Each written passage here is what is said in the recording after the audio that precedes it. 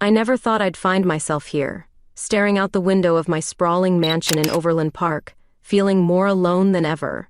It's been 3 years since Charles passed, leaving me with nothing but his fortune and an emptiness that seems to grow with each passing day. Miranda Moore, 42, widow, and utterly lost. The tick of the grandfather clock echoes through the hollow halls, reminding me of how time has become my enemy. I catch my reflection in the glass blonde hair perfectly coiffed, blue eyes dulled by grief. What am I doing with my life?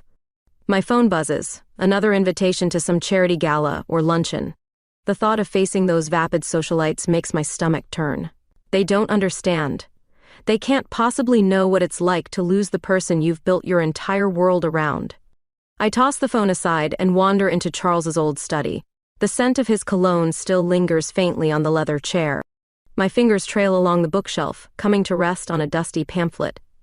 Make a Difference, Rural Education Initiative, it reads. I vaguely remember picking this up months ago at some event. As I flip through the pages, something stirs within me. Images of smiling children, eager to learn despite their circumstances. Teachers working tirelessly to bring knowledge to remote areas. It's so far removed from my world of cocktail parties and designer labels. Before I can talk myself out of it, I'm dialing the number listed. A cheerful voice answers, explaining the program needs volunteers for their upcoming teaching initiative in rural Kansas. No experience necessary, just a willingness to help. I'd like to sign up, I hear myself say, surprising even myself. The woman on the other end sounds delighted. That's wonderful. We have an orientation session next week. Can I get your name? Miranda Moore, I reply, feeling a spark of something I haven't felt in years. Hope, maybe? As I hang up, I catch sight of myself in the mirror again. For the first time in ages, there's a glimmer in my eyes. This could be exactly what I need, a chance to escape the suffocating expectations of my social circle, to do something meaningful. I spend the next few days in a whirlwind of preparation, digging out old college textbooks, ordering teaching supplies online, even venturing into the attic to find more casual clothes. The mansion seems less oppressive now, filled with a nervous energy I'd almost forgotten. The night before the orientation, I find myself in the garden. It's overgrown and neglected, much like I've been these past years. As I run my hands through the tangled vines, I make a silent promise to myself and to Charles. I'm going to bring life back, to this garden, to these children's futures, and to myself. Sleep eludes me that night. I toss and turn, alternating between excitement and doubt. What if I'm too old for this? What if I can't connect with the kids? But every time I close my eyes, I see those hopeful faces from the pamphlet. Morning arrives, and I'm up before dawn. I choose a simple blouse and slacks, feeling oddly vulnerable without my usual armor of designer labels. As I sip my coffee, watching the sun rise over the manicured lawns of my neighborhood, I realize this is the first time in years I've felt truly alive.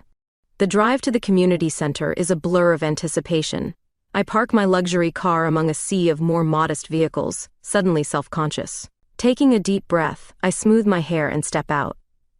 You can do this, Miranda, I whisper to myself. As I push open the doors, the buzz of excited voices washes over me. The room is filled with people from all walks of life, united by a common purpose. For a moment, I hesitate, feeling like an imposter in this world so different from my own. That's when I see her. A woman with warm green eyes and a mess of chestnut curls, gesturing animatedly as she speaks to a small group. There's something about her that draws me in, a vitality that seems to light up the room. Little did I know, this woman would change my life forever. I take a deep breath and make my way towards the vibrant brunette. As I get closer, I catch snippets of her conversation, something about sustainable gardening techniques for rural schools. Her passion is evident in every word, and I find myself drawn in despite my nerves. Hi there, she turns to me with a warm smile. I'm Olivia Stewart, Program Coordinator.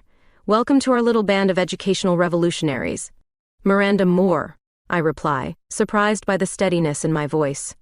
I'm, new to all this. Olivia's green eyes sparkle with amusement. Aren't we all at some point? Don't worry, we'll make a rural education expert out of you in no time. The orientation flies by in a whirlwind of information.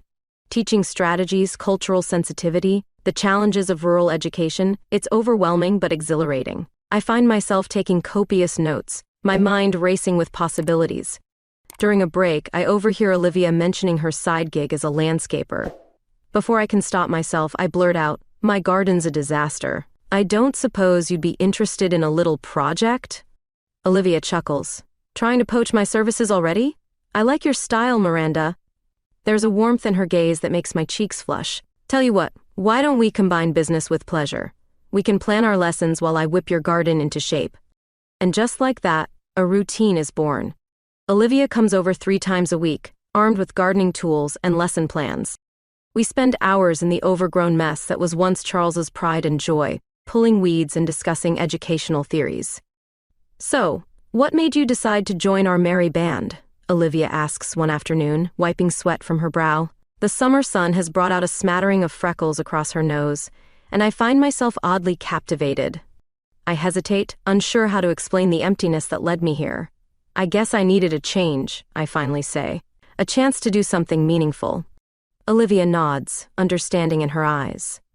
Life has a way of pushing us onto unexpected paths, doesn't it? But sometimes, that's where we find our true calling.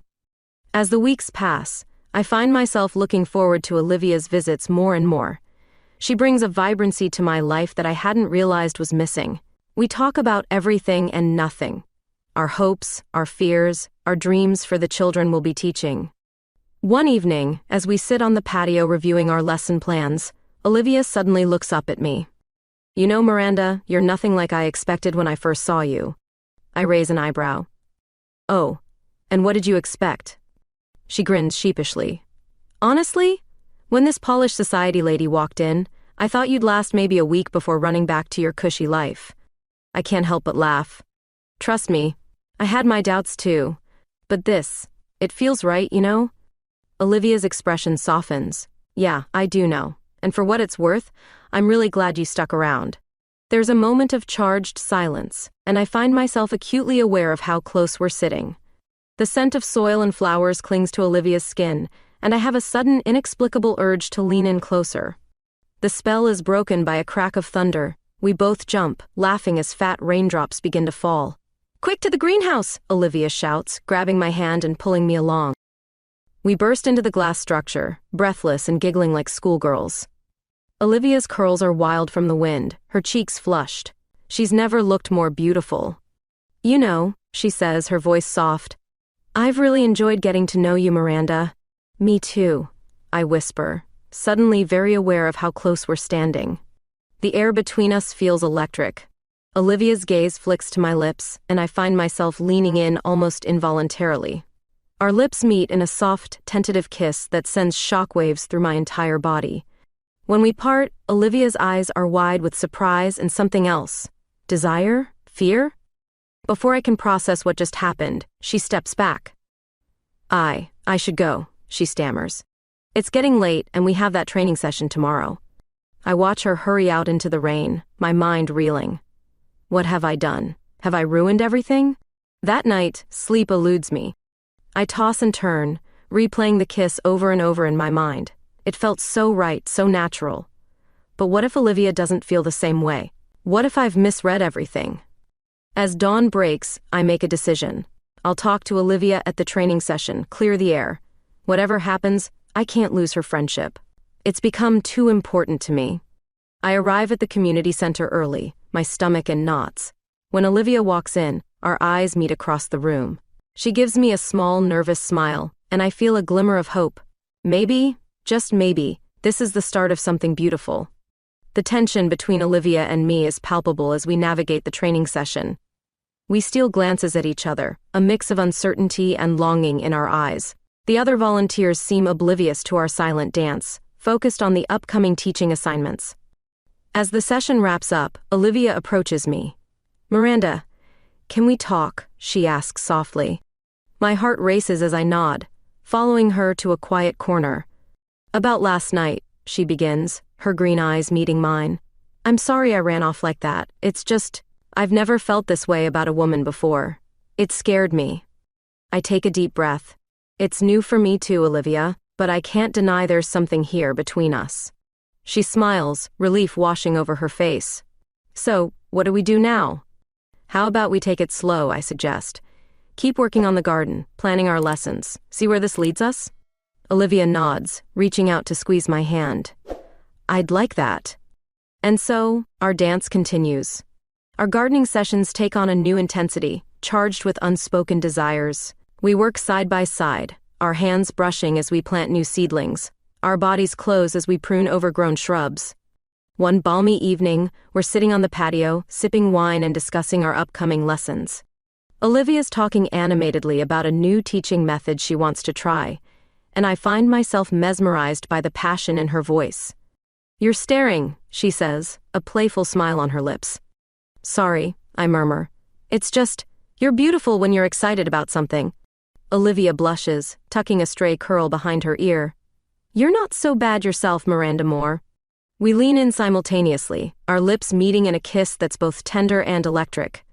This time, neither of us pulls away. When we finally part, we're both breathless. Wow, Olivia whispers. Yeah, I agree, unable to stop smiling. From that moment on, our relationship blossoms like the flowers in my once-neglected garden. We spend our days planning lessons and tending to the plants, our evenings exploring this new connection between us. One night, as we lay on a blanket under the stars, Olivia turns to me.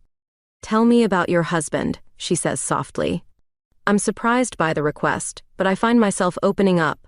I tell her about Charles, about our life together, about the pain of losing him. Olivia listens intently, her hand intertwined with mine. He sounds like he was a wonderful man, she says when I finish. He was, I agree. But being with you, it's helping me remember who I am, beyond just being Charles's widow. Olivia pulls me close, kissing me deeply. We make love there in the garden, surrounded by the fruits of our labor. It's tender and passionate, a beautiful joining of two souls. As we lay in each other's arms afterward, I feel a sense of peace I haven't known in years. The weeks fly by, and soon it's time for us to leave for our teaching assignment. We pack up Olivia's beat-up truck, laughing as we try to fit all our supplies. Are you sure you don't want to take your car? Olivia asks, eyeing my luxury sedan. I shake my head. Nah, this feels more authentic. Plus, I like being close to you. The drive to the rural community is filled with singing along to the radio and sharing our hopes for the program. As we pull into the small town, reality sets in. The school is old and underfunded, the children's faces a mix of curiosity and wariness.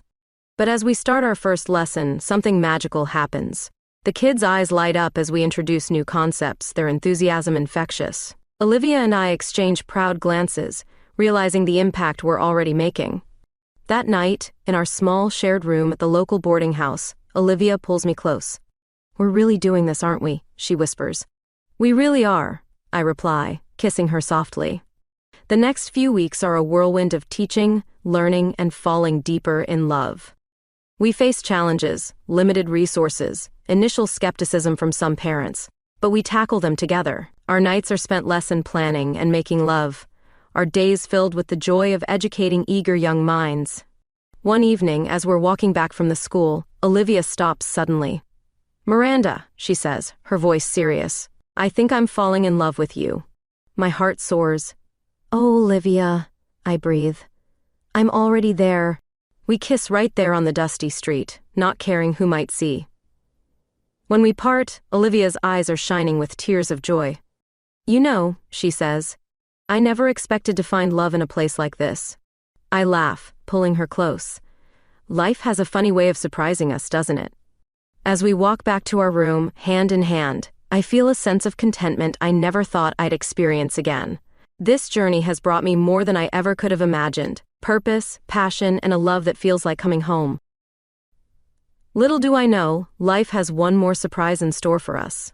One that will test the strength of our newfound love and change our lives forever. Our time in the rural community flies by, a blur of chalk dust and children's laughter. Before we know it, we're back in Overland Park, our hearts full of memories, and our minds brimming with ideas for future programs. I can't believe how much those kids taught us, Olivia muses as we unpack her truck. It's like we went there to teach, but came back as students ourselves. I nod, unable to keep the smile off my face. It's changed everything, hasn't it? The way we see the world, the way we see ourselves. The way we see each other. Olivia adds softly, pulling me in for a kiss. We fall back into our routine, but everything feels different now.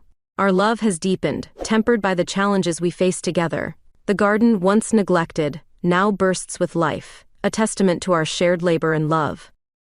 One afternoon, as we're pruning roses, Olivia brings up a topic we've danced around before. Have you ever thought about having children? She asks, her voice casual but her eyes searching. I pause, memories flooding back.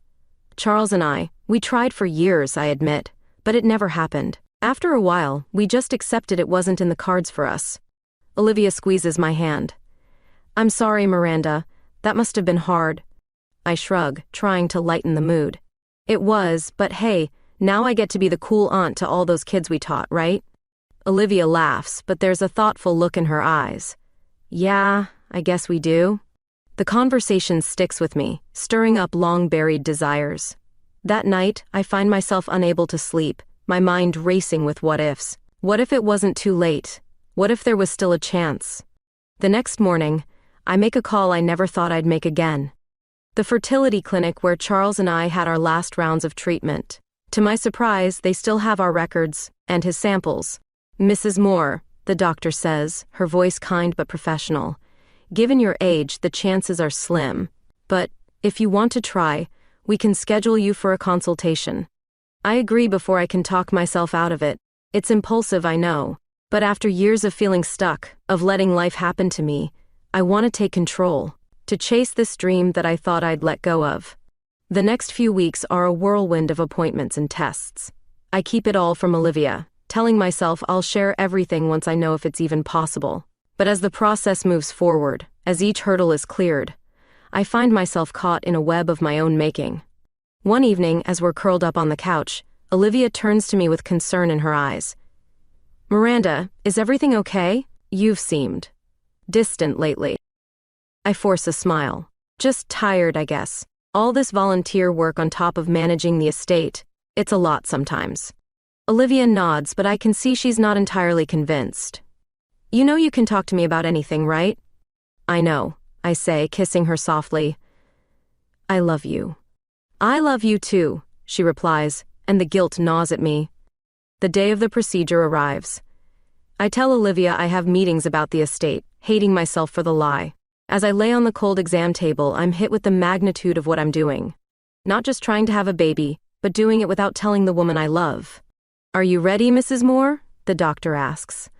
I take a deep breath and nod. It's done in minutes, and I'm sent home with instructions to rest and wait. The 2-week waiting period is excruciating. I throw myself into our volunteer work, into the garden, anything to keep my mind off the possibility growing inside me. Olivia notices, of course, how could she not? But she doesn't push, just offers silent support and gentle touches that make my guilt even worse. Finally, the day arrives. I sneak away to take the test, my hands shaking as I wait for the results. When I see the 2 pink lines, my world shifts on its axis. I'm pregnant. At 42, against all odds, I'm going to have a baby. The joy is immediately tempered by panic. How do I tell Olivia? Will she understand why I kept this from her? Will she even want to be part of this new chapter of my life? I spend the next few days in a daze, alternating between elation and terror. Olivia's concerned glances become more frequent, and I know I can't keep this secret much longer. It all comes to a head at the school fundraiser we've been planning. We're in the middle of setting up when a wave of nausea hits me. I barely make it to the bathroom before I'm violently ill.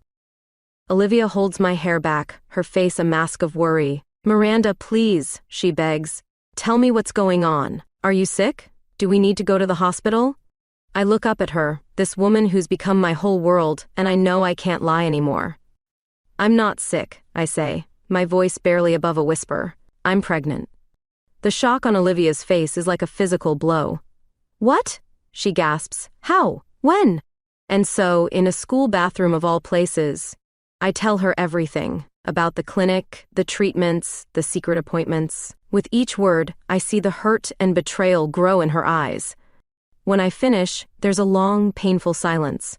Finally, Olivia speaks, her voice trembling. I can't believe you did this without talking to me. I thought we were partners, Miranda.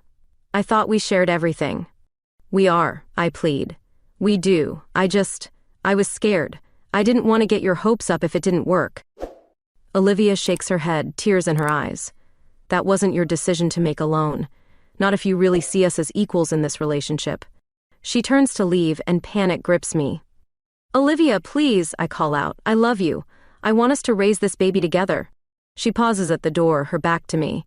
I need time, Miranda, to think, to process all this. I need time. With that, she's gone, leaving me alone with the echoes of my mistakes and the life growing inside me. As I sink to the floor, sobs racking my body, I wonder if I've destroyed the best thing in my life in pursuit of a dream I thought I'd let go of long ago. The days following the fundraiser blur together in a haze of morning sickness and heartache. Olivia's absence is a physical ache, her silence deafening. I try to reach out, calls, texts, even a handwritten letter left on her doorstep. But she remains distant. As I sit in my garden, now a painful reminder of the love we shared, I can't help but wonder if I've made the biggest mistake of my life. The joy of my pregnancy is tainted by the fear that I've lost Olivia forever. Weeks pass, and I throw myself into preparing for the baby. I transform Charles's old study into a nursery, each brush stroke a bittersweet reminder of the future I'd imagined with Olivia by my side. The first ultrasound is a moment of pure magic, marred only by the empty space beside me where Olivia should have been. It's during one of these quiet moments, as I'm sorting through baby clothes, that my phone buzzes with a text from Olivia. My heart leaps into my throat as I read her message. Can we talk? We meet at a small cafe, neutral ground. Olivia looks tired, her usual vibrant energy dimmed. The silence between us is heavy with unspoken words. How are you feeling? She finally asks, her voice soft. Physically or emotionally? I attempt a weak joke. Because let me tell you, morning sickness is no joke.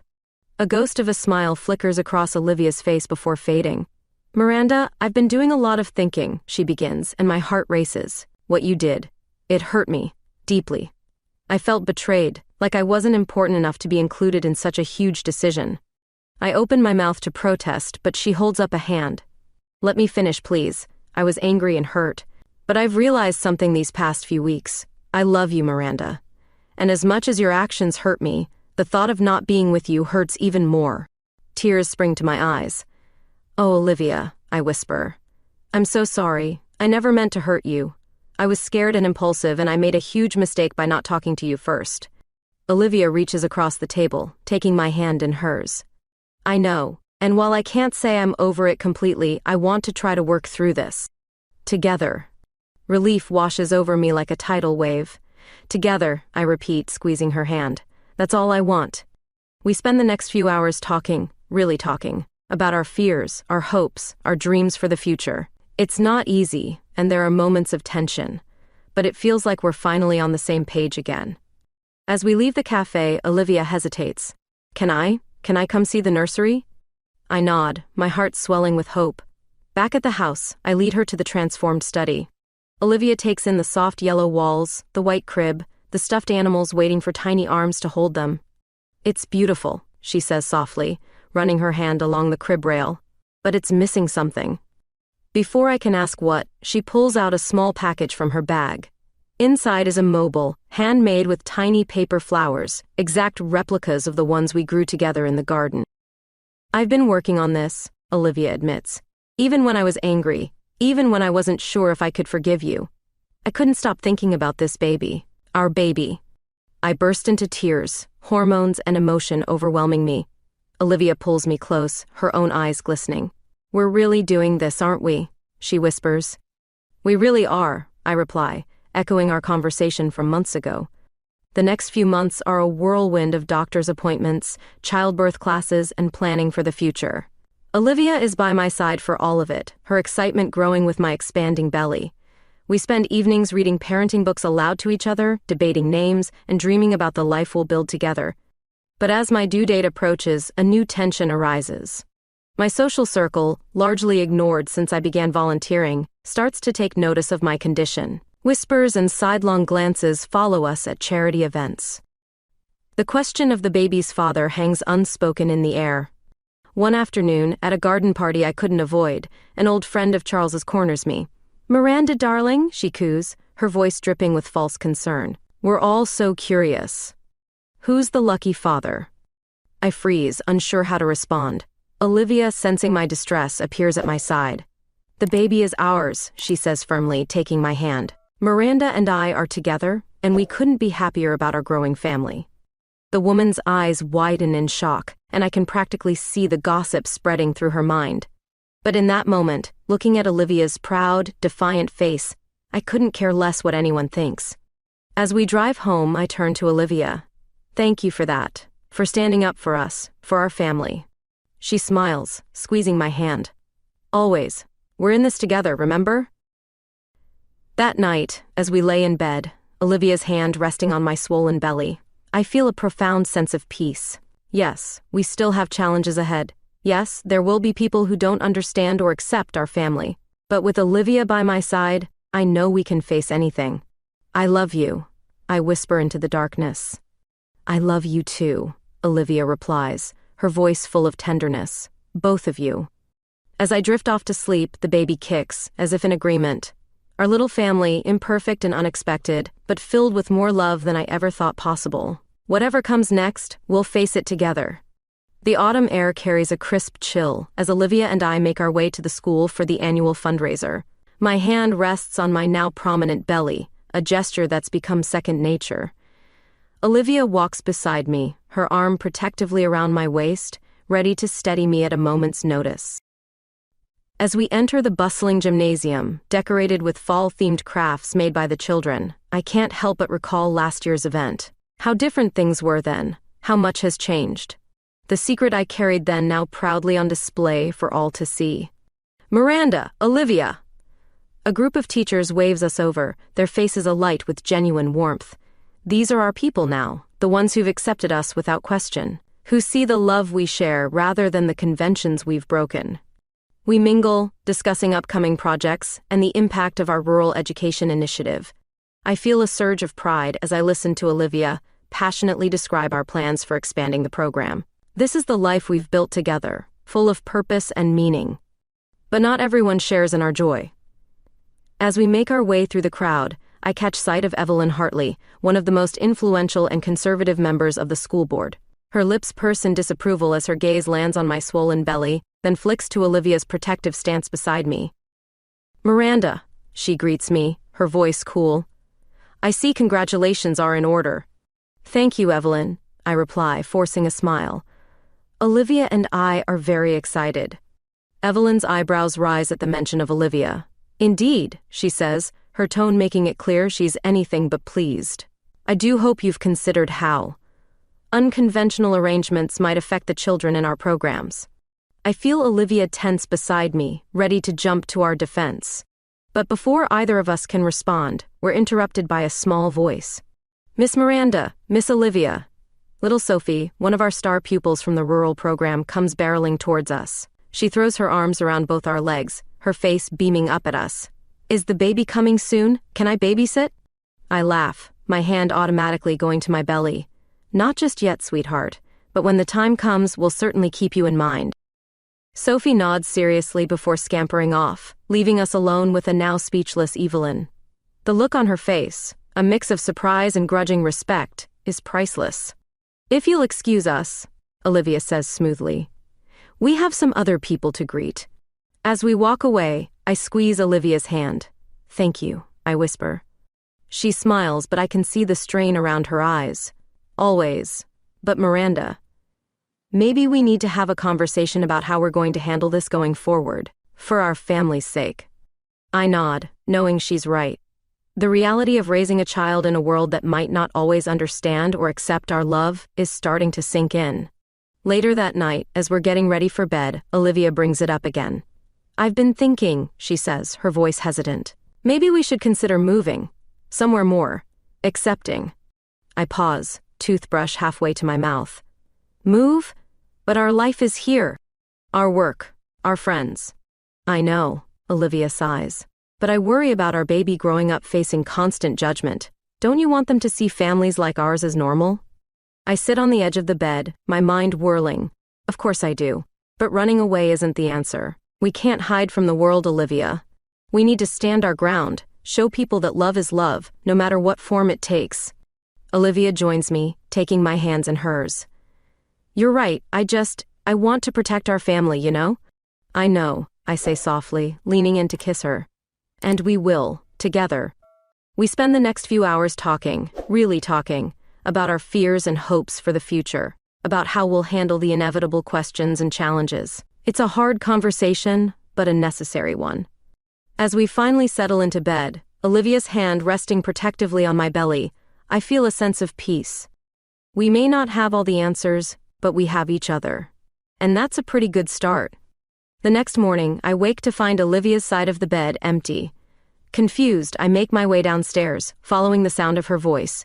I find her in the nursery, phone pressed to her ear, pacing back and forth. Yes, I understand the concerns, she's saying, her tone firm but respectful. But I assure you our personal life has no bearing on our ability to run effective educational programs. I lean against the doorframe, listening as Olivia defends our relationship, our family, to what I assume is a member of the school board. Pride swells in my chest at her eloquence, her passion. When she hangs up, she turns to find me watching her. Hey, she says softly, how long have you been standing there? Long enough to fall in love with you all over again. I reply, crossing the room to pull her into my arms. Olivia chuckles, but I can feel the tension in her body. That was the head of the school board, she explains. Apparently, Evelyn's been making some noise about our suitability to run the programs. I feel a flash of anger, quickly replaced by determination. And we'll just have to prove her wrong, won't we? Olivia's eyes meet mine, a slow smile spreading across her face. You know, she says, I think I'm starting to rub off on you, Miranda Moore. I laugh, pulling her in for a kiss. Is that such a bad thing? As we stand there, surrounded by the soft yellows and greens of the nursery, our baby kicking between us, I'm struck by how far we've come. From lonely widow and dedicated teacher to partners, lovers, soon-to-be parents. It hasn't been an easy road, and I know we have more challenges ahead. But in this moment, I wouldn't change a thing. So, Olivia says, her hand joining mine on my belly. Are we ready to take on the world?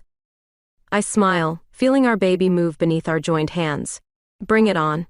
The weeks that follow are a whirlwind of activity. Olivia and I throw ourselves into our work, determined to prove our worth to the school board and anyone else who might doubt us.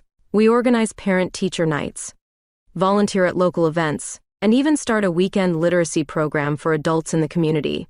It's exhausting, especially with my advancing pregnancy, but also exhilarating. Every time I see a child's face light up with understanding, or watch an adult proudly write their name for the first time, I know we're making a difference.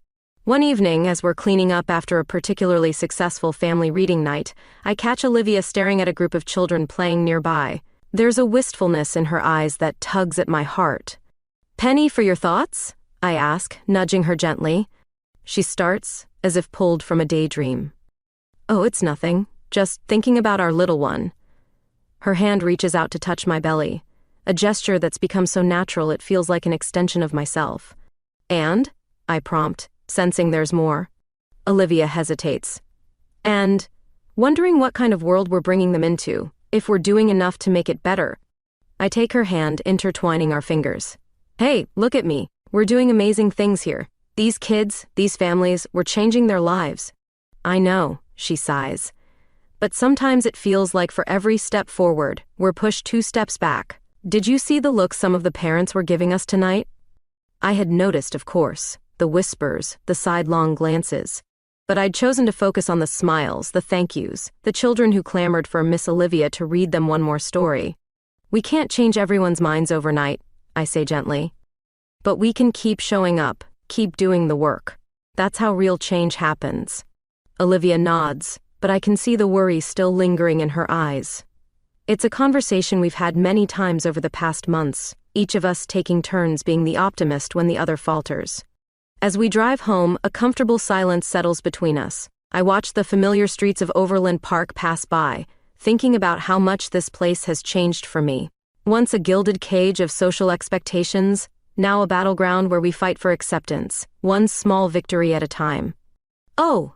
I exclaim suddenly, my hand flying to my belly. Olivia nearly swerves off the road in panic. What? What is it? Is it time?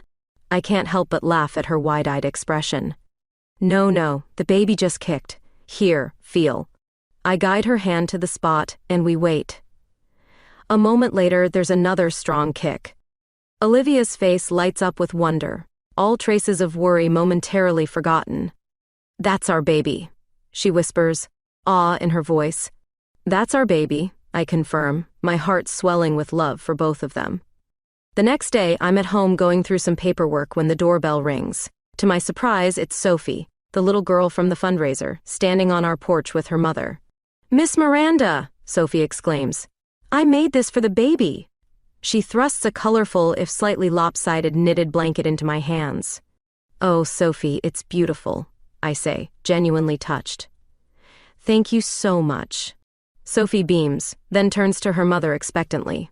The woman, who I recognize as one of the quieter parents from our programs, steps forward hesitantly. "I wanted to thank you," she says, her voice soft but sincere. "The reading program, it's changed everything for Sophie, and for me. I'm learning too, you know. I never thought I could." She trails off, emotion choking her words. Without thinking, I pull her into a hug. Over her shoulder, I see Olivia pulling up in the driveway, her face a mix of curiosity and concern.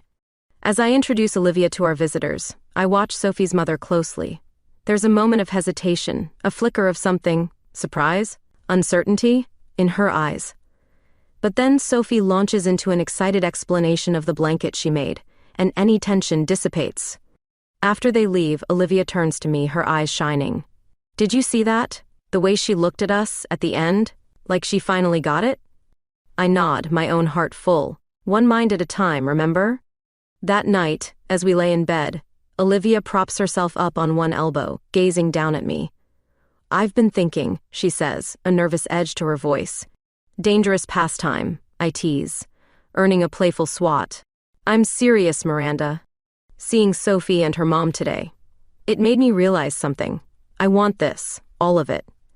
The late-night feedings, the first steps, the parent-teacher conferences. I want to be a mom, not just your partner. My breath catches in my throat. We've danced around this topic before, but never so directly. "Olivia, are you saying?" "I want to adopt the baby," she says in a rush. "I want us to be a real family, legally and everything. If that's okay with you." Tears spring to my eyes as I pull her down for a kiss. "Okay? Olivia, it's more than okay. It's perfect." We spend the rest of the night talking excitedly about the future, about the legal process ahead of us, about the life we'll build together. As I drift off to sleep, Olivia's arm protectively around me and our baby, I feel a sense of completeness I never thought possible. The next morning, reality crashes back in the form of a strongly worded email from the school board. They've called an emergency meeting to discuss the concerns raised about our program leadership. It's clear that Evelyn and her allies are making their move. Olivia reads the email over my shoulder, her jaw set in determination. "Well," she says, a hint of steel in her voice, "I guess it's time to show them exactly what we're made of." As we prepare for the meeting, gathering testimonials from parents and students, compiling data on the program's success, I feel a mix of anxiety and excitement. This is it. Our chance to stand up for our family, for our work, for everything we believe in. "Ready?" Olivia asks as we stand outside the boardroom, hand in hand. I take a deep breath, feeling our baby move within me. "Ready?" I reply, squeezing her hand. Together, we push open the doors, ready to face whatever challenges lie ahead. Because that's what families do. They face the world together, come what may. The school board meeting is a blur of tense faces and heated arguments. Evelyn and her supporters don't pull any punches, questioning our moral fitness to lead educational programs. But Olivia and I stand our ground, armed with testimonials, data, and the unwavering support of the families we've helped. As I listen to Olivia passionately defend our work, our relationship, our future, I'm struck by how far we've come. The woman beside me isn't just my partner or the future mother of my child. She's my rock, my champion, my home. Hours later, we emerge victorious. The board votes to keep us on, citing the undeniable positive impact of our programs. As we walk to the car, emotionally drained but elated, Olivia suddenly stops. "Miranda," she says, her voice trembling slightly. "Marry me." I blink, sure I've misheard. "What?" Olivia drops to one knee right there in the parking lot, heedless of the curious onlookers.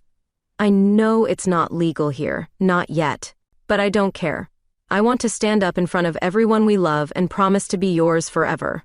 What do you say? Tears blur my vision as I pull her to her feet and into my arms. Yes, I whisper against her lips. 1,000 times yes. The next few weeks pass in a whirlwind of wedding plans and prenatal appointments. We decide on a small ceremony in our garden, surrounded by the flowers we've nurtured together. It feels right, celebrating our love in the place where it first bloomed. The morning of the wedding dawns bright and clear. As I stand in front of the mirror, adjusting my flowing maternity dress, I'm overwhelmed by a sense of rightness. This is where I'm meant to be. Who I'm meant to be with. Olivia appears in the doorway, stunning in a tailored suit. Her eyes widen as she takes me in. "Miranda," she breathes, "you're beautiful." I reach for her hand, needing her touch to ground me. "So are you." We make our way to the garden, where our closest friends and supportive colleagues have gathered. I see Sophie in the front row, practically vibrating with excitement. Even a few of my old society friends have come, their presence a silent show of support that means more than I can say. As we exchange vows, promising to love and cherish each other through whatever life throws our way, I feel our baby kick. It's as if they're joining in, adding their own little stamp of approval to our union. Just as we're about to kiss, sealing our commitment, I feel a sharp pain. I gasp, clutching my belly. Olivia's eyes widen in alarm. "Miranda? What's wrong?" I manage through gritted teeth. "The baby has decided they don't want to miss the party." What follows is a chaotic rush to the hospital, still in our wedding attire. Olivia never leaves my side, holding my hand through every contraction, whispering words of encouragement. Hours later, exhausted but euphoric, I hold our daughter in my arms. She's perfect. A tuft of dark hair, eyes that already seem to hold the wisdom of the ages, and tiny fingers that wrap around Olivia's pinky with surprising strength. "Hello, little one," Olivia coos, her voice choked with emotion. "We've been waiting for you." As I watch them together, my wife and our daughter, I'm struck by how complete our family feels. It's not what I ever imagined for myself, but it's more perfect than anything I could have dreamed up. The next year is a blur of sleepless nights, first smiles, and a love so fierce it takes my breath away. We navigate the challenges of new parenthood together, learning and growing with each passing day. Our daughter, Lily, becomes the center of our world. She has Olivia's curls and my blue eyes, and a personality that's all her own. Watching her grow, seeing the world through her eyes, renews our passion for education and community building. We expand our programs, reaching more families, changing more lives. The opposition we once faced gradually fades as people see the positive impact we're making. Even Evelyn, once our staunchest critic, begrudgingly admits that our unconventional family seems to be doing just fine. One sunny afternoon, as we're playing with Lily in the garden, Olivia turns to me with a mischievous glint in her eye. "So, Mrs. Moore Stewart," she says, using the name we decided to share, "what do you think about giving Lily a sibling?" I laugh, pulling her in for a kiss. I say, "that sounds like a wonderful adventure." As we sit there planning our future, I'm struck by how far we've come, from a lonely widow and a dedicated teacher to wives, mothers, and community leaders. It hasn't been an easy road, but every challenge, every obstacle we've overcome has only made us stronger. Lily toddles over, throwing herself into our arms with a giggle. As we hug our daughter close, I catch Olivia's eye over Lily's curly head. The love I see there, the promise of all the adventures yet to come, fills me with a joy I never thought possible. This is our family. Unconventional perhaps, unexpected certainly, but built on a foundation of love, respect, and a shared passion for making the world a little bit better. And as I look at my wife and our daughter, I know that whatever challenges the future holds, we'll face them together. Because that's what families do. And ours, in all its beautiful, messy, perfect imperfection, is the greatest adventure of all.